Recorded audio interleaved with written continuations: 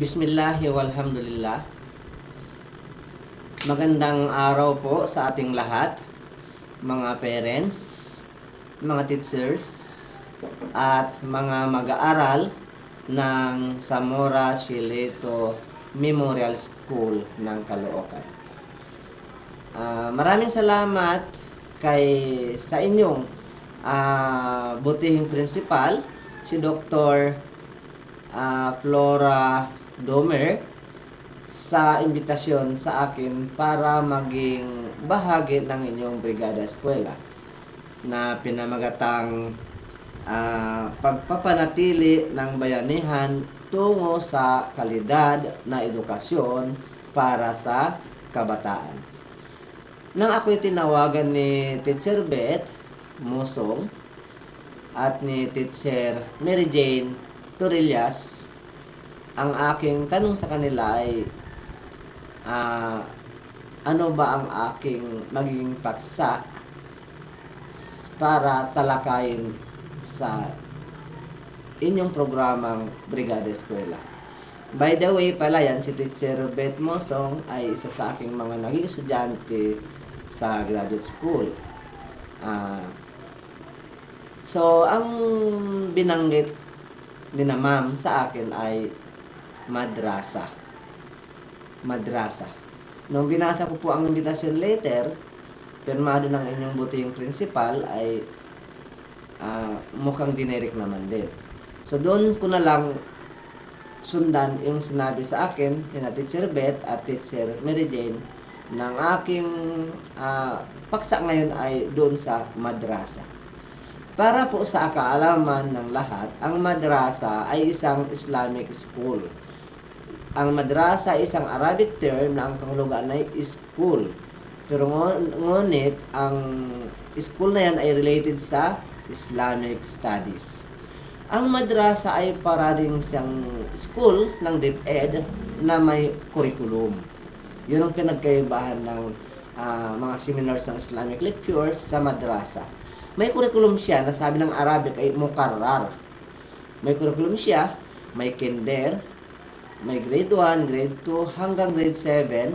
And then after grade 7 mag-graduate ka, magkaroon siya ng sinatawag na sanawi, high school. Tapos magkaroon ng kuliah, college level na yun. At may masteral, may doctoral din po. Sa makatuwid, ang madrasa ay isang Islamic studies na from the start, kinder hanggang sa PhD degree, kagaya ng curriculum ng DepEd tsaka ng CHED. Yun po ang madrasa.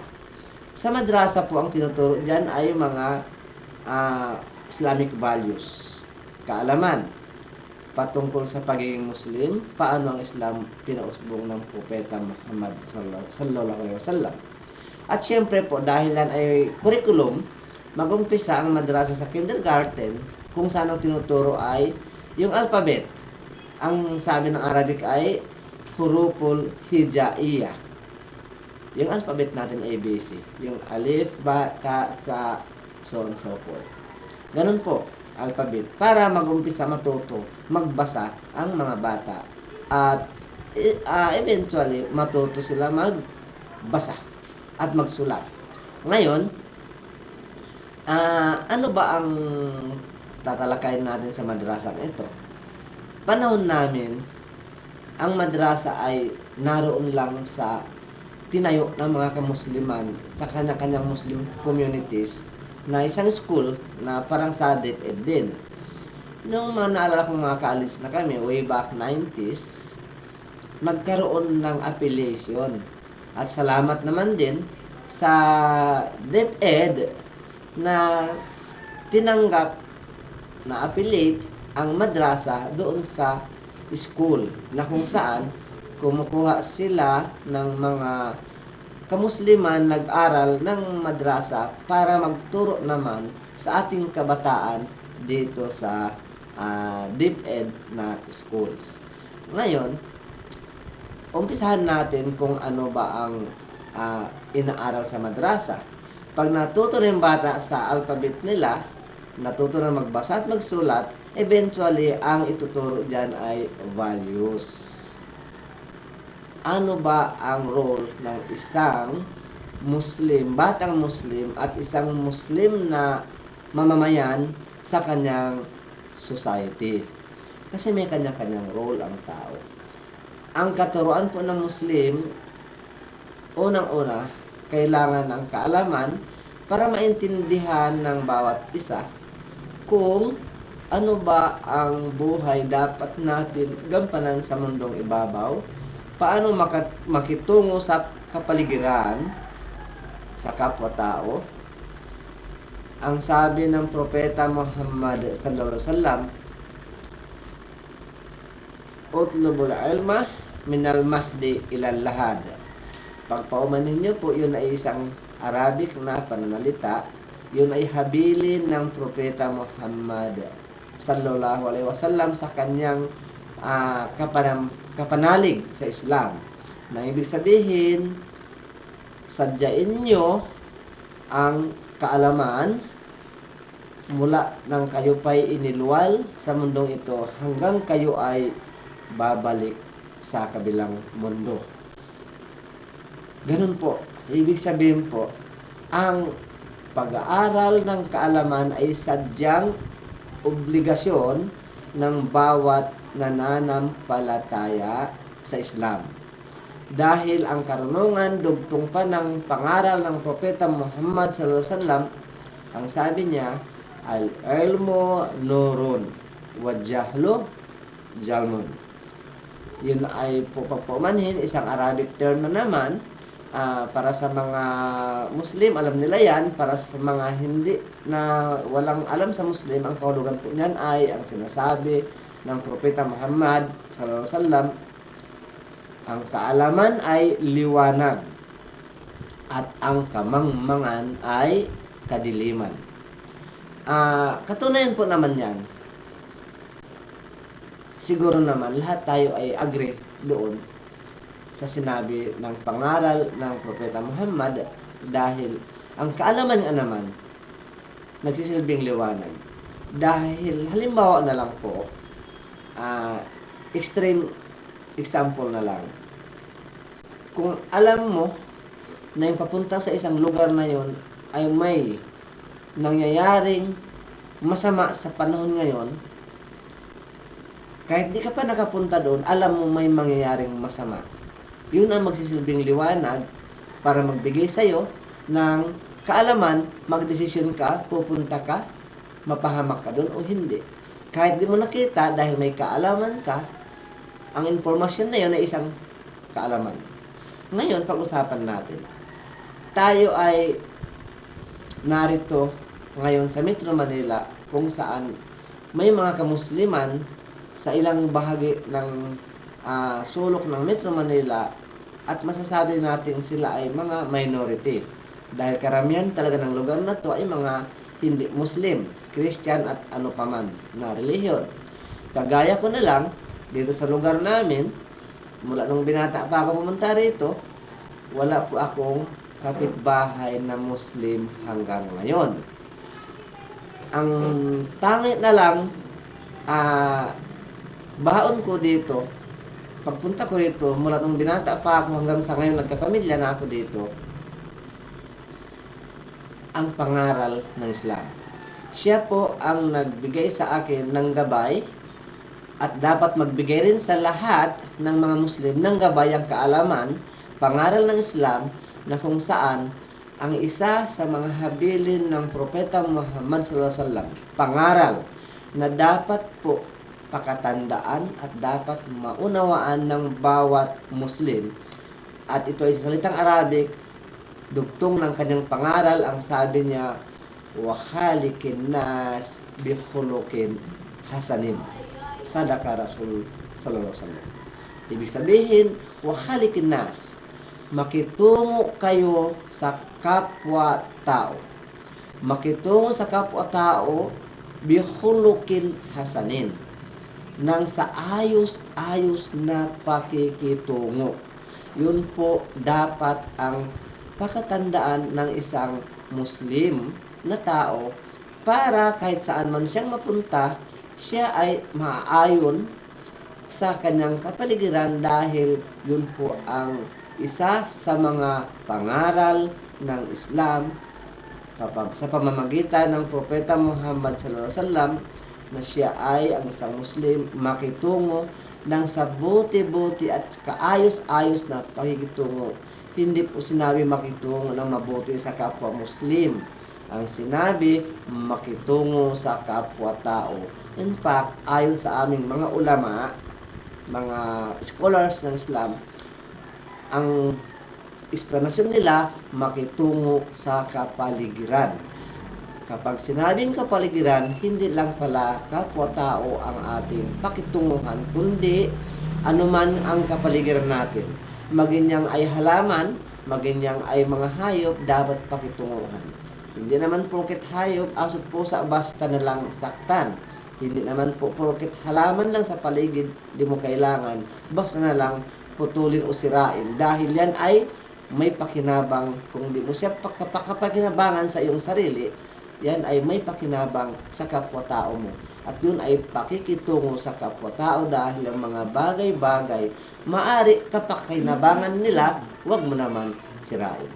Ngayon, bilang mag-aaral ng mga batang Muslim, kung kayo ay Muslim, gusto kong linawin na ang pagiging Muslim ay hindi ikaw ay pinanganak na isang Muslim, masasabi mo ikaw ay lubusan ng Muslim.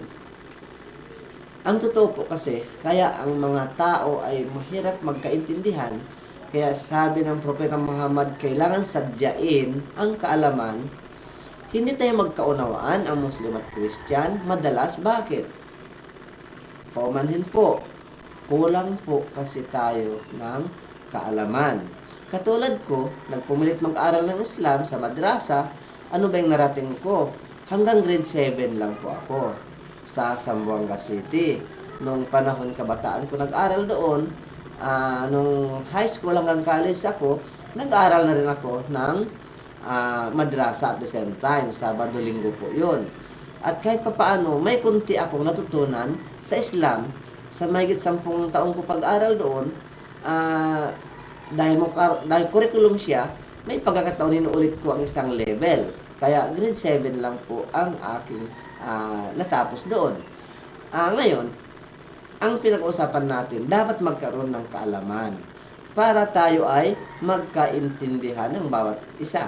Kasi po naniniwala ako, kung isang Christian ay inaral na ang Bible niya, sinunod ang pangaral ng kanilang mga kaparian, at ang isang Muslim naman ay nag-aral ng kanyang Quran at sinunod niya, isinabuhay niya ang pangaral ayon sa Islam, wala pong dapat nag-aaway. Bakit ba tayo nagkakalito-lituhan? Nagkaroon ng akala ng isa, dinidiscriminate sila ng kabila. Akala ng kabila, dinidiscriminate sila ng kabilang side. Dahil po, paumanhin, kulang po tayo sa kaalaman. Halimbawa na lang po, sa Islam, sa mga Muslim, pwede bang pumasok sa simbahan? Pwede. Hindi po tayo pumunta roon para magsamba. Kundi maaring out of curiosity, o nag-observe ka, o may purpose ka. Hindi para manampalataya at magdasal. Yung Christian ba, pwede pumunta sa masjid ng Muslim, sa mosque? Pwede. Basta ba sundin din ng Christian ang alituntunin ng Muslim na ang masjid, hindi pwede basta lang papasok yung mga babae, kahit Muslim man o hindi, ng babae na may buwan ng dalaw. Hindi pwede pumasok ang isang tao sa isang masjid nang siya ay galing sa pagsiping sa kanyang asawa nang hindi pa siya nakapagligo ng maayos. Yun po, basta may kapatakaran. Ibig sabihin, ang pagiging Muslim at Christian natin dapat inaaral. Hindi po mag-claim na lang ako isang Muslim, pero hindi ko naman inaral ano ba ang alituntunin at pangaral ng Muslim. Halimbawa na lang, para mas magkaunawaan tayo, no, lalo ng mga tayong mag-aaral na mga bata. pag Muslim ay Muslim yan. Sabi ng kabila ay Christian yan. Hindi naman po ganun ang buhay. Halimbawa na lang, ang Christian ba, tama lang ba bilang Christian sabihin niyang Christian siya? Ngunit, baka isang linggo lang siya bago makaalala magsamba sa simbahan. Hindi naman po ang pangaral siguro ni Jesus Christ ay tuwing linggo lang magdasal. Hindi nga niya alam ano ang mga dasalin. At ang worst pa, may mga Christian na kakilala ko rin. Tuwing Pasko lang po magsimba kasi Pasko. Tapos sabihin niya Christian siya. Sa Muslim naman, paumanhin po sa mga kapwa ko Muslim naman po tayo, kailangan natin aralin dahil hindi naman po tama bilang Muslim, Friday lang po tayo magsamba sa mga mosque natin, sa mga masjid. Sa mga katuwid, may Muslim din na sabi nila Muslim sila, sumusulpot lang po sa masjid pag Biyernes. Worst is, baka sa isang taon minsan lang, yung Hari Raya na lang, Eid al-Fitri or Eid al-Adha. At yan po, sa tingin ko lang, sa aking konting kaalaman sa Islam at pangunawa, tingin ko po yan ang dahilan bakit marami pa rin nagsasabi, Muslim, discriminated sila, Christian, discriminated sila sa lugar ng Muslim, kasi kulang po tayo sa kaalaman. Hindi natin inaral paano ba makitungo sa kapwa. Kasi, ang pagiging Muslim, hindi lang po sapat yung pananampalataya. Ang kailangan, isabuhay ang pangaral ng Islam para masabi ng isang tao, ako ay Muslim. Hindi ko po sinasabi ang nanampalataya sa Islam ay hindi na sila Muslim na wala mang masyadong inaral. Ang pinag-uusapan, ang isang Muslim dapat pakinggan ang pangaral ng Quran ng Propeta Muhammad SAW at isabuhay ang pangaral na yon. Para bang ganito, nanampalataya tayo. Mabuti naman sana, okay po yun, may pananampalataya. Ang pananampalataya pong yan, hindi po yan maging ganap at kumpletong pagsunod sa ating Panginoon, sa Allah Subhanahu wa Ta'ala, kapag hindi po natin isabuhay ang pangaral alay tuntunin ng ating pinaniwalaan na pananampalataya. Halimbawa na lang po, ang isang tao may karamdaman, sinabi ng doktor, ikaw ay may pulmonary disease. Naniwala siya, may pulmonary disease ako. Para gumaling, lubusan siyang gumaling, dapat sundin niya ang kanyang paniniwalaan ayon sa sabi ng doktor na ang pag-inom ng gamot ayon sa advice ng doktor. So, sapat na ba manampalataya siya, maniwala na totoong pulmonary siya para gumaling ang sakit niya? Hindi po. Para gumaling, paniwalaan niya ang doktor, ang finding ng doktor, siya ay may pulmonary, at sundin niya, isabuhay niya ang inutos ng doktor, advice ng doktor na siya ay iinom ng anong klaseng gamot na pinescribe ng doktor, kung 3 times a day, 3 times a day din. Hindi 2 beses lang, 3 beses ang sabi ng doktor. Kung 1 beses lang po niyang iinumin, tingin niyo po ba mga magulang, mga anak na nag-aaral diyan, mga kabataan o mga teachers, tingin niyo po ba gagaling ang isang pasyente kung naniwala lang siya sa sinabi ng doktor na siya ay may pulmonary, pero ayaw naman niya isabuhay ang advice ng doktor na dapat 3 beses niyang inumin ang kanyang gamutan. So sa Muslim ganun din, may pananampalataya ang Muslim. Gusto ko pong linawin ng konti. Ganito. Dumating po ang kaalaman ng pangaral ng Muslim sa Pilipinas sa pamamagitan ni Sheikh Al-Makhdum. Okay, na siya ay nakalibing doon sa may Simonol, Tawi-Tawi, hanggang sa araw na ito. Nung dumating siya, ang Muslim dito may kanya-kanya ng kaugalian at tradisyon. Yung tribo ng Maranao sa Marawi, may tradisyon din sila. Ang Tausug sa Hulo, may tradisyon na sila. Ang Sama Bangingi sa Zamboanga City, may tradisyon na sila. Ang Yakan na tribo ng Basilan ay may tradisyon na rin sila. Ganoon pa man ang mga Tawi-Tawi na Sinama, Siamal, ang tribo ay mayroon na rin silang kanya-kanyang nakaugaliang tradisyon. Itong mga taong ito, mga tribo na to, ay sila yung mga umakap sa pananampalatayang Islam nung naihatid dito na pinalaganap ni Sheikh Al-Maktoum. So ang problema, noong inakap ang pananampalataya, yung kanya-kanyang tradisyon, hindi pa rin po lubusan natanggal. Hindi pa rin lubusan nawala sa kanilang pagsasabuhay. So ang na-adapt lang nila is tinanggap ang Islam bilang relihiyon, nagpasting sila sa buwan ng Ramadan, nag-Hajj sila, nanampalataya sila, yun ang ginawa. Pero yung mga tradisyon na nakaugalian, may mga karamihan pa rin, na naroon pa rin. Ang ugali ng Tausug, ugali ng Maranao, ugali ng Maguindanon, ugali ng Samal, Yakan, and so on so forth. Marami po kami mga tribo ng mga Muslim sa Kamindanawan. Ngayon, kapag ang isang tulad ko, Tausug, may ginawa ako, hindi kaaya-aya. Ang tingin ng lahat ay Muslim. Nadadamay po yung ibang Muslim.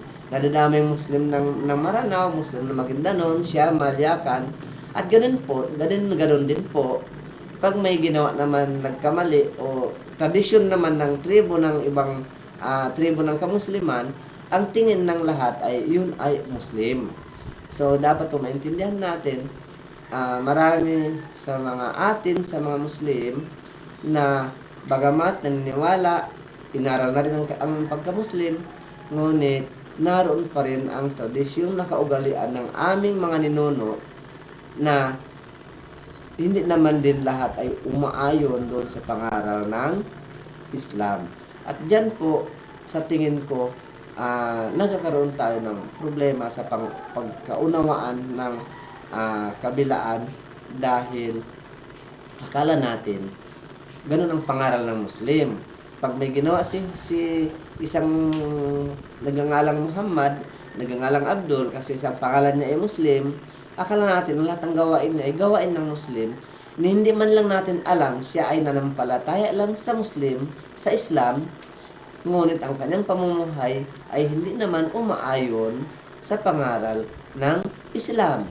Tuloy, na pagkakamalan natin, ganun pala ang Muslim. Samantala po, yun ay gawain lang niya ng kanyang nakaugaliang pamumuhay na hindi naman alinsunod sa katuruan ng Islam.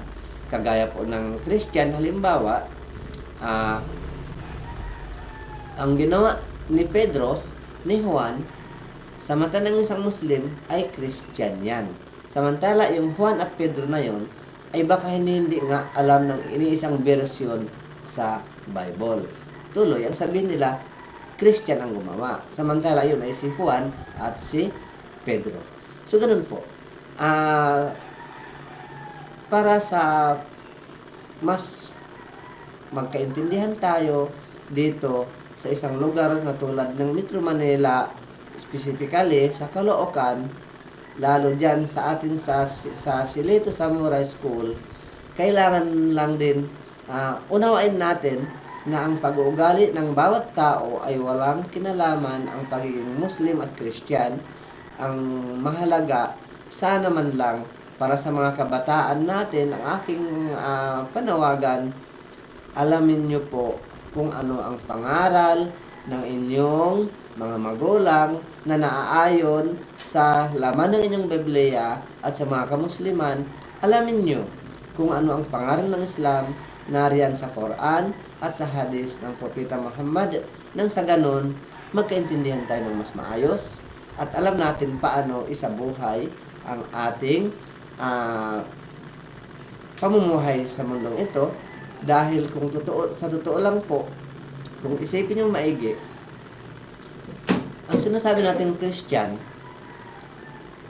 ay binigyan ng halaga sa Quran. Si Jesus Christ, ayon sa pag-aaral sa Quran na yan, tingnan nyo ng maigi, 25 times binanggit doon sa Quran. Katunayan po, ang Quran, isa sa chapter sa Quran ay chapter ni Mama Mary, Suratul Maryam. Ganun po siya. Kung matandaan niyo po, noong panahon o usbong pa lang, yung Islam na ipinalaganap ng Propeta Muhammad sallallahu alaihi wasallam, noong sila ay pinag-persecute ng mga pagan sa Mecca, isang grupo ng maliit na grupo ng kamusliman ay tumakas papuntang Abyssinia para makaiwas sa maaring pagpaslang sa kanila ng mga tao doon sa Mecca na mga pagante. Alam niyo po ang sinabi ng king ng Abyssinia, si King Heraclius. Ang sabi niya sa spokesperson ng maliit na grupo ng Muslim na yun, nung tinatanong niya anong relihiyon nyo, bakit kayo tumakas sa inyo at bakit kayo pinagpapatay, ano bang pinapalaganap nyong relihiyon? Sabi niya, Islam. Ano ba yung katuruan ng Islam nyo? Nung sinabi niya ang katuruan ng Islam, ang sinabi ng king ng Abyssinia, na ang king na yun ay paligid niya, mga pari lahat. At nung panahon yun, si Christian po ang king ng Abyssinia. Nung mga panahon yun, ang sinabi niya, ang pagitan ninyo, ng relihiyon nyo, sa relihiyon naming Christian, ay hindi kakapal sa isang linyang ito. Gumuhit siya ng isang line. Sabi niya, yun lang ang pagitan ng relihiyon natin sa isa't isa. Katunayan po, si Prophet Abraham ay siya ring propeta ng Islam, na Ibrahim ang kanyang pangalan sa Quran. Papunta kay Moses, kay Jesus Christ. Nagkataon lang, parating kay Prophet Muhammad, pinaganap ang Islam, doon tayo nagkaroon ng hiwalay na perception. Ngunit, ang pangaral po lahat ay hindi naman nagbago tungo sa kabutihan para may kapayapaan tayo sa kapaligiran ng isa't isa.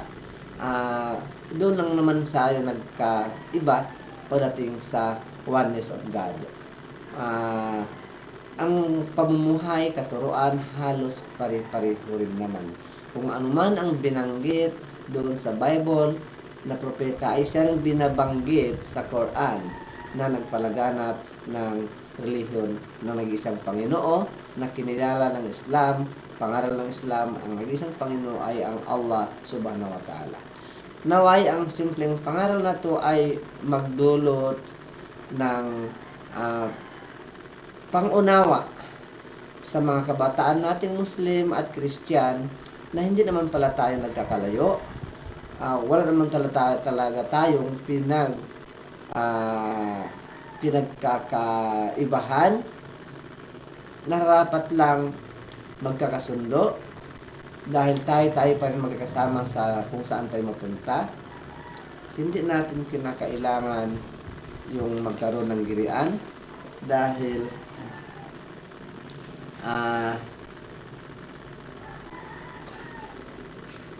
ang pangaral ay isa lang. Ang aking panawagan sa mga kabataang Muslim, sana sikapin nyo mag-aral ng madrasa, maliban sa madrasang affiliated sa iba't ibang school na pinalaganap ng DepEd, at maraming salamat sa DepEd. May mga madrasa tayo kung saan-saan. Sikapin natin mag-aral dahil bilang isang Muslim, maulit ko, obligasyon po natin ayon sa pangaral ng Propeta Muhammad ang sadyain ang pag-aaral ng kaalaman para may karunungan tayo sa relihiyon ating pinaniwalaan at relihiyon ating dapat isabuhay nang sa ganon saan man tayong mapadpad at maroon, hindi tayo maging hadlang ng lipunan at hindi din tayong magmukhang kaaway ng ating kapaligiran dahil ang pangaral po ng Islam dapat tayo ay kapakipakinabang sa kapaligiran at nakikitungo ng maayos sa ating kapaligiran. Maraming salamat po. Muli ang aking pasasalamat sa ating butihing principal, Dr. Flora Domer. 10 ang inyong mga teachers dyan sa Sileto Zamora School, Memorial School of Caloocan.